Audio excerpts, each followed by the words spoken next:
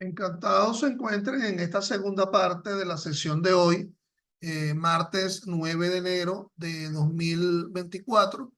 En esta sesión dirigida fundamentalmente a mis alumnos de Derecho Procesal Penal, sección S, de la Escuela de Derecho de la Universidad Central de Venezuela y al público en general, hoy abordando el tema del principio de audiencia del juez natural y de la no confesión coacta como garantías, como derechos que forman la garantía del debido proceso en el artículo 49 de la Constitución. Todas estas clases, como lo saben ustedes, la pueden encontrar en mi canal YouTube, Ángel Serpa Ponte, al cual los invito se suscriban a los efectos de que conozcan mis criterios vinculados al ámbito del derecho penal. En la primera parte de hoy habíamos abordado los elementos intrínsecos vinculados al debido proceso propio, estos debidos procesos, habíamos hablado de algunas sentencias de la sala político-administrativa sobre el llamado derecho a la defensa. Nos encontramos en el abordaje del concepto de juez natural a partir de lo que establece el numeral tercero y el numeral 4 del artículo 49 de la Constitución. Recuerden que habíamos abordado la idea, pues que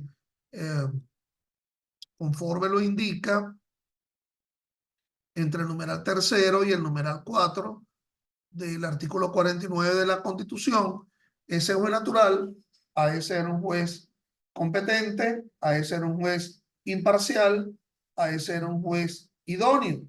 Y repito un poco lo que había manifestado en la parte anterior de la sesión que recién culminamos. El concepto de juez competente alude a la competencia como capacidad objetiva, que es lo que se denomina la capacidad objetiva del juez. La competencia es la capacidad objetiva, siendo que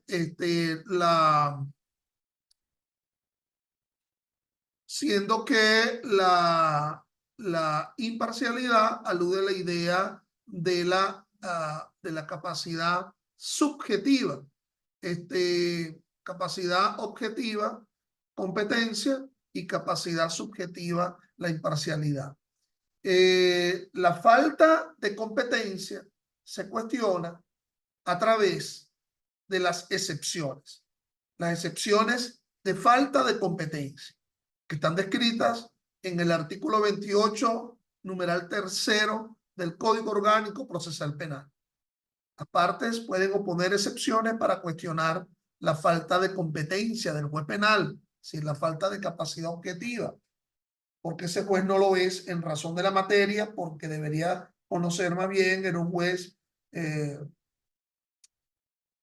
un tribunal de control municipal, porque se trataba de un delito menos grave, o se cuestiona la competencia territorial del juez penal, o se cuestiona la competencia funcional del juez penal, puesto que el juez que le corresponde la realización de la audiencia de imputación no sería el juez de juicio, sino que sería el juez de control, o lo que se está cuestionando es la competencia en razón de la persona. Nota que el numeral tercero nos habla de que la jurisdicción se divide, el numeral tercero del artículo 49 de la Constitución nos habla de que la jurisdicción se divide en jurisdicción ordinaria y jurisdicción especial. La jurisdicción ordinaria, recuerda, concepto de jurisdicción que aquí nos importa, no es la competencia territorial, no es que tú me digas la jurisdicción del estado Miranda o la jurisdicción del estado Monaga. Aquí el concepto de jurisdicción, el concepto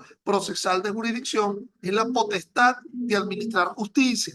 Esa potestad de administrar justicia se ve competenciada, competencia por la materia, por el territorio, etc. Entonces, cuando se esté cuestionando esa competencia del juez penal, se opone una excepción por falta de competencia material, por falta de competencia territorial, etc.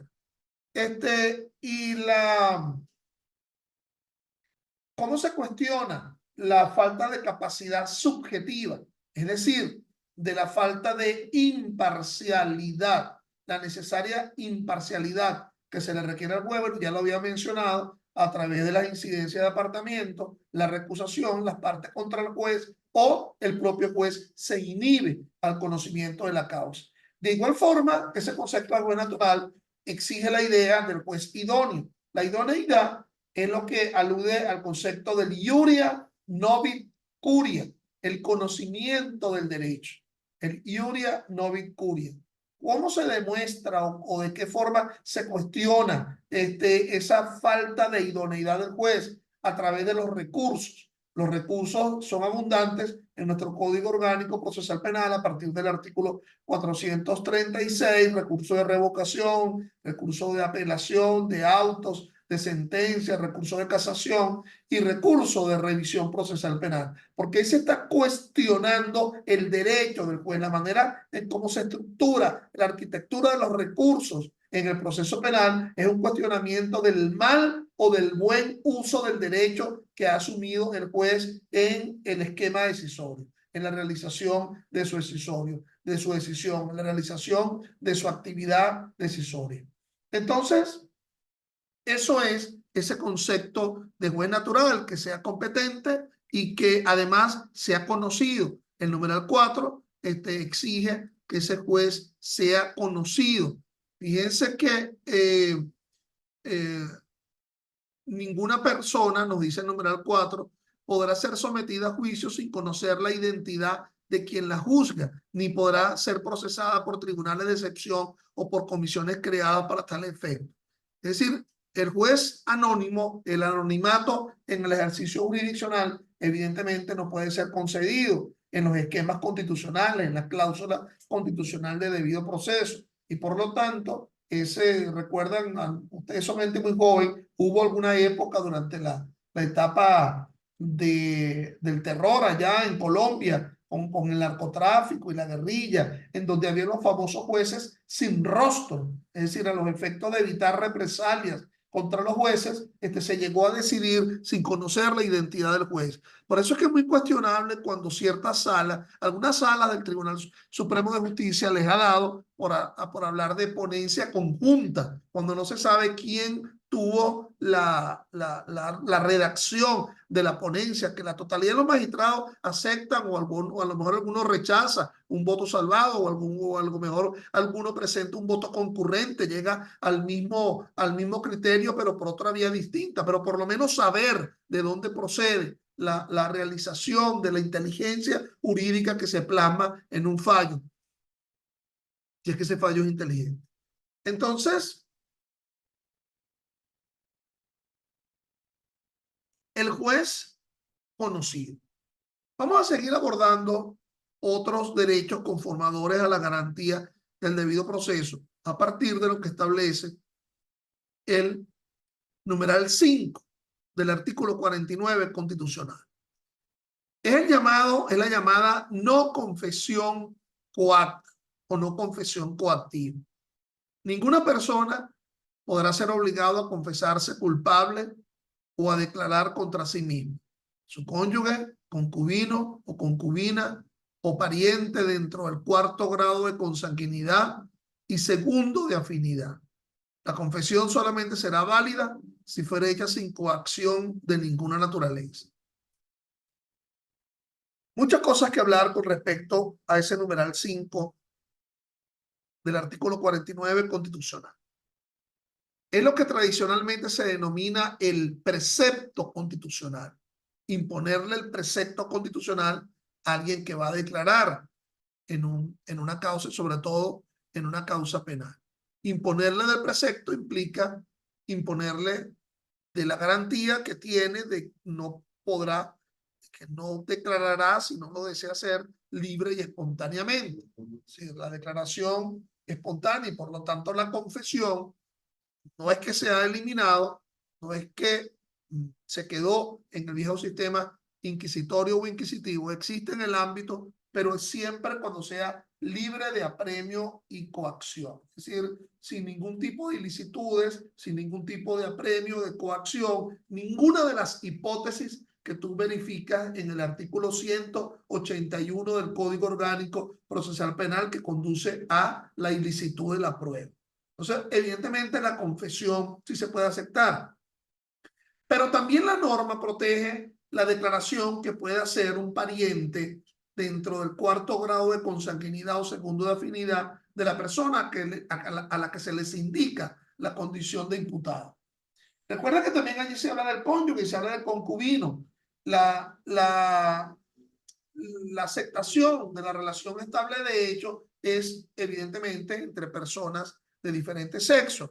No ha sido aceptado la posibilidad de la unión concubinaria, de la unión estable de hecho, por lo menos a esta fecha en la cual yo estoy hablando, enero de 2024, de personas del mismo sexo, será del mismo género. Es decir, en fin, yo recuerdo que cuando se llevó a la aprobación, cuando se presentó el proyecto constituyente en esos meses de septiembre, octubre y noviembre del año 1999, hubo una constituyente, una diputada constituyente, la doctora Portocarrero, Blancanieves Portocarrero, que llevó un proyecto indicando en el sentido de que unión estable de hecho, inclusive entre personas del mismo sexo, se podía aceptar a los fines de la no declaración cuarta, pero fíjense que eso no prosperó. Y entonces, bueno, imaginémonos una unión entre dos hombres, una unión entre dos mujeres, que uno de los miembros de la relación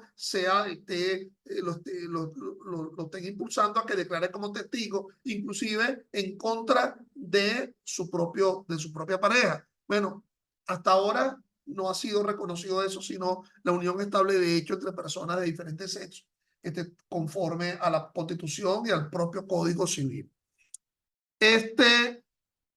La no declaración coacta, recordemos, pariente dentro del cuarto grado de consanguinidad y segundo de afinidad, inclusive si esos parientes han sido víctimas del delito. Puede haber sido que se haya cometido unas lesiones contra el propio padre, contra la propia madre.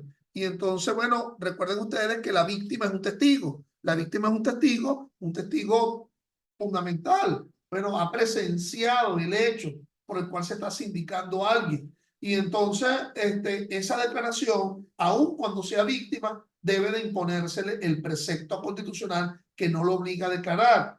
Dirán ustedes, bueno, y la apreciación de esa prueba. Bueno, la apreciación de la prueba, ya se lo manifesté a ustedes en una clase, se hace por vía de la sala crítica. Es decir, la sala crítica como potestad que tiene el juez de cuestionar la capacidad demostrativa de un determinado sujeto de prueba utilizando la lógica, la experiencia y la ciencia. Podrá decirse, bueno, que si no ha sido impuesto de juramento alguno, a lo mejor hay un mayor grado de mendacidad o por lo menos no hay tanta fiabilidad en el dicho. Por lo menos afirmar que existe una presunción objetiva de falta de fiabilidad en ese dicho. Bueno, en fin,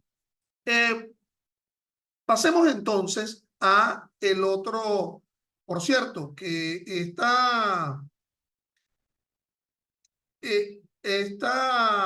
este precepto constitucional establecido, esta garantía, pues establecido en el 49, numeral 5, también se repite en el propio Código Orgánico, Procesal Penal. Pasemos al numeral 6. Al numeral 6 del artículo 49 de la Constitución. Ninguna persona podrá ser sancionada por actos u omisiones que no fueren previstos como delitos o faltas o infracciones en leyes preexistentes. Es decir, aquí estamos hablando del principio de legalidad sustantiva, ya bien conocido entre ustedes porque también a nivel del derecho penal se habla del principio de tipicidad en ese artículo 1 del Código Penal. Es decir, nadie podrá ser sancionado sino sobre la base de un ilícito penal que esté descrito en previa pauta de ley. Aquella famosa derivación de aquel aforismo del nullum crimen, nula pena, sin el eje, sin el ex certa, scripta. Nadie podrá ser sancionado sino sobre un delito descrito en previa pauta de ley. Los ilícitos penales se dividen en delitos, libro segundo del Código Penal, y otros cuerpos de ilícito penal colaterales, ley contra el secuestro, la extorsión, ley contra el robo, ley contra el hurto y robo de vehículo automotor, ley contra la delincuencia organizada, y el financiamiento del terrorismo. Faltas que están presentes en el libro tercero del Código Penal y crímenes, algunos de ellos presentes en el propio Código Penal, pero también algunos otros presentes en normas que son leyes entre nosotros, como por ejemplo el Estatuto de Roma que crea la Corte Penal Internacional. Hay autores que hablan de un principio de tipicidad específico y un principio de tipicidad general, en el sentido de que el principio de tipicidad específico es hablar de la familia de delitos que se verifican a partir del libro segundo del Código Penal y de los cuerpos de ilícito penal colateral, la estructura de la norma jurídico penal que establece un supuesto de hecho y una consecuencia jurídica. Generalmente la consecuencia jurídica es generalmente no, siempre la consecuencia jurídica de ese supuesto de hecho es la sanción que se encuentra establecido en dosimetría penal, artículo 37 del Código Penal, en límites inferiores y límites superiores. Pero también hay una tipicidad general o un principio de legalidad sustantiva penal general en lo que atañe al libro primero del Código Penal, que son todos estos institutos de la dogmática jurídico-penal que están presentes en ese libro primero. Por ejemplo, la culpabilidad en ese artículo 61 del Código Penal, las causas de justificación que excluyen la antijuricidad en el artículo 65, la propia tipicidad en el numeral, en el artículo primero, el concepto de las causas de exclusión de la culpabilidad, artículo 62 del Código Penal, el artículo 60 del Código Penal, la ignorancia de la ley no excusa su cumplimiento, en fin, una serie de normas que es lo que conlleva lo que se denomina el derecho penal general que ustedes estudiaron cuando estudiaron derecho penal 1. Entonces, esa tipicidad genérica de los institutos del libro primero del Código Penal. Bueno, así será de importante el tema del principio de legalidad que forma parte del concepto de debido proceso. Nótese, como lo dije en clases anteriores, que también existe un principio de legalidad adjetivo. No confundir con el principio de legalidad sustantivo. Este principio de legalidad adjetivo está en el 253